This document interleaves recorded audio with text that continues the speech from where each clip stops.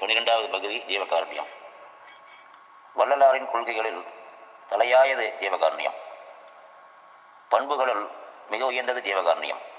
எதனிடத்திலும் கருணை காட்டுவதும் மூலமாகத்தான் மனித வர்க்கம் நற்கதி அடையும் என்பதும், அதுவும் அழியாமல் வாழும் என்பதும் அடிகளாருடைய திடமான நம்பிக்கை. எல்லா உயிர்களையும் பாதுகாத்து உதவும் மகத்தான ஓர் உடன்பாடு ஜீவகாருண்யம். இதை 2 பிரிவுகளாக சொல்கிறார். ஒன்று புலால் மறுத்தல், மற்றது அற்றார் அழிபசி தீர்த்தல். இதை வலியுறுத்துவது ஜீவகாருண்ய ஒழுக்கம். எவ்வுயிரையும் தம்முயிரைப் போல் எண்ணி அன்பு செய்ய வேண்டும். அப்படி செய்வோர் உள்ளத்தில் தான் இறைவன் தங்கி திருநடம் புரிவான்.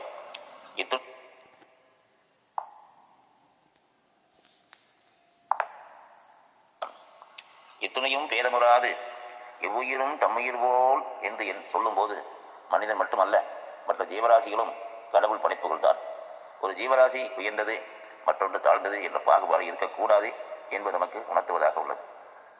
அறிவை குறைவாக பெற்ற ஜீவராசிகளுக்கு தொண்டு செய்கின்ற பொறுப்பு அறிவை அதிகமாக பெற்றுள்ள மனிதர்களுக்கு முக்கிய கடமை அதிகம் என்பதை ஆகியோருக்கெல்லாம் நான் அன்பு செய்ய வேண்டும் என்று வலியுறுத்துகின்றார்.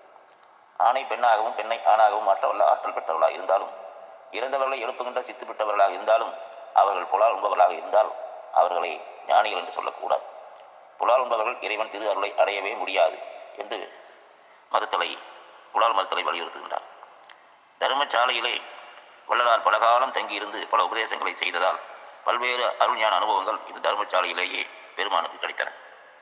மேலையிலே இம்மையிலே ஒருமையிலே தவத்தால் மேவுகின்ற பெரும் பயிராம் தர்மசாலையிலே உரு பகலில் தந்த தனிப்பதியே என்று சொல்லுகின்றார்கள். சங்கம், சாலை, சபை மூன்றையும் அமைத்ததன் நோக்கம் தர்மசாலை வெறும் பசிப்பினி போக்கும் நிலையமாக மட்டும் செயல்படக்கூடாது என்பதுதான். சங்கமாக சபைகளை அமர்ந்து ஞானத்தை வளர்த்து கொள்ளக்கூடிய வாய்ப்பையும் வளர்க்க வேண்டும் என்றுதான் இம்மூன்றையும் ஒரே இடத்தில் அமைத்தார். வேதம், ஆகமம், புராணம், இதிகாசம் முதலியவற்றில் ஆண்டவனை பற்றிய உண்மை தெளிவாக விளக்கவில்லை. ஆகையால் அவைகள் ஈடுபடுவதன் மூலமாக அற்ப சித்துக்களை வேண்டுமானால் அடையலாமே தவிர ஆண்டவனை கண்டு அனுபவிக்க முடியாது. ஆகவே இவற்றில் மனத்தை செலுத்தி காலத்தை வீணாக்காமல் நேரே ஆண்டவரை வழிபடுவதற்கு முயற்சி செய்ய வேண்டும். அன்பும் சிவமும் உலகில் அறியத்தகும் உண்மைகள். அவை இரண்டும் வேறுபாடற்ற ஒன்றை. கருணை உலகில் நிலைவர வேண்டும். அன்பே சமயமாகும். அதை தவிர வேறு சமயம் இல்லை. உள்ளத்தை வாட்டும் வறுமையும் கொடுமையும் அறவே ஒழிய வேண்டும் என்பது வள்ளல் பெருமானின் உபதேசங்கள் மிக முக்கியமானதாகும். ஜீவகாருண்ய நெறியை அடிப்படையாக கொண்டிருந்த சமண பௌத்த சமயங்கள் சங்கம் கண்டே தங்கள் கொள்கைகளை தொண்டுகளை இந்த நாட்டிலும் வெளிநாட்டிலும் பரப்பின. அவர்களுக்கு பிறகு வள்ளல் பெருமான் ஒருவரே சங்கம் உருவாக்கியவர் என்பது குறிப்பிடத்தக்கது. நமது அருட்பாடல்களை படித்தறியா பாமரனும் கேட்கும் வண்ணம் தெளிந்து நீரோடையாய் வழங்கியிருக்கின்றார். அவருடைய உபதேசம் இன்று லட்சக்கணக்கான, ஏன் கோடிக்கணக்கான மக்களின் வாழ்க்கையை புனிதப்படுத்தி வருகிறது.